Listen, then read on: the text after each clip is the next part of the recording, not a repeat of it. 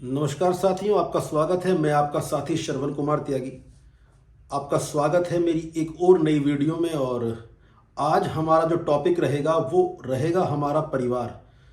जैसा कि आपने देखा होगा, जो शॉर्ट्स मैंने डाले हैं पिछले 2 या 3 दिन में, वो सभी कहीं ना कहीं हमारे और आपके परिवार को लेकर के रिलेटेड हैं। जो आजकल हमारे आम परिवारों की समस्या है, घरेलू छोटे मोटी नोक-झोंक, वो जीवन साथी के बीच में हो, वो घर के बड़े और छोटों के बीच में हो, ऐसी बहुत सारी समस्याएं हैं जो हमारे जीवन में आम रूप से डेली चलती हैं। मैं शुरुआत करूंगा कि सबसे पहले समस्या आती कहाँ है और उस समस्या का समाधान भी हम जानने की कोशिश करेंगे। समस्याएं तब आती हैं जब एक परिवार जिसमें 2 बेटे या 1 बेटा, 1 बेटी हो, एक हंसता खेलता परिवार हो, माँ बाप हों, घर में बुजुर्ग हों, और फिर वहाँ एक बेटे की शादी होती है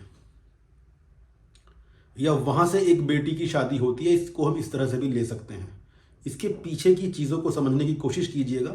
यहाँ कोई भी जेंडर को लेकर के, लड़की या लड़के को लेकर के हम डिफरेंस नहीं करने जा रहे हैं। हम केवल एक मूलभूत जो समस्या है उसको लेकर के हम बात करेंगे। किसी लड़के की शादी होती है, उस घर में एक दूसरे किसी अनजाने परिवार से एक लड़की बहू बनकर के आती है। ठीक उसी तरह उस परिवार से एक लड़की की शादी होती है, वो लड़की किसी दूसरे परिवार में बहू बनकर के जाती है।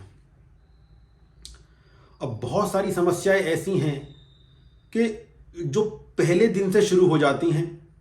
कुछ कभी कभी देखा जाता है कि धीरे धीरे समस्याएं बढ़ती चली जाती हैं, और बहुत रेयर ऐसा देखा गया है कि बिल्कुल जिस तरीके से उस शादी से पहले वो परिवार चल रहा था, वो परिवार एज इट इज ऐसे ही चलता रहता है। वो बहुत खुशकिस्मत परिवार या लोग होते हैं। समस्याएं क्या आती हैं कि सास ने कुछ कहा तो बहू को परेशानी हुई, ससुर ने कुछ कहा तो बहू को परेशानी हुई। दूसरा, उनकी बेटी किसी घर में शादी होकर गई, उस बेटी को किसी ने कुछ कहा तो उस माँ बाप को परेशानी हुई, उसके बाप को, उसके भाई को परेशानी हुई। ये दोनों समस्याएं लड़का या लड़की जब भी कहीं ब्याहे जाते हैं उनके साथ में पेश आती हैं। लेकिन इसका बहुत छोटा सा समाधान है। अगर हमारे आम घरों में हम लोग जो सामाजिक लोग हैं इस चीज को अपना लें कि एक बेटी जब किसी घर में बहू बन करके जाती है, एक बेटी जब किसी घर में बहू बन करके जाती है, मेरी भी 2 बेटियां हैं, जितना पॉजेसिव वो अपने माता पिता या अपने परिवार को लेकर के रहती है, जितना केयरिंग वो अपने माता पिता या अपने परिवार को लेकर के रहती है, जितना अधिकार वो अपने माता पिता का अपने ऊपर समझती है, उसका यदि 50% भी वो हमारी बिटिया या हमारी बच्ची सामने वाले परिवार में देख ले, तो मैं समझता हूं ये समस्या पेश ही ना आए। वहीं दूसरी तरफ जो सास ससुर अपनी बेटी के ससुराल वालों से ये उम्मीद रखते हैं कि उनकी बेटी के जीवन में कोई परेशानी ना आए, उनकी बेटी का हस्बैंड, उनका दामाद उनकी बेटी को सारी खुशियां दे, उनके सास ससुर या उस घर के बुजुर्ग या बच्चे उनकी बेटी के साथ परिवार की तरह से व्यवहार करें, सास ससुर का व्यवहार माँ बाप के जैसा हो, जो परिवार में उनके दामाद के भाई बहन हैं उनका व्यवहार उनके भाई बहन की तरह हो।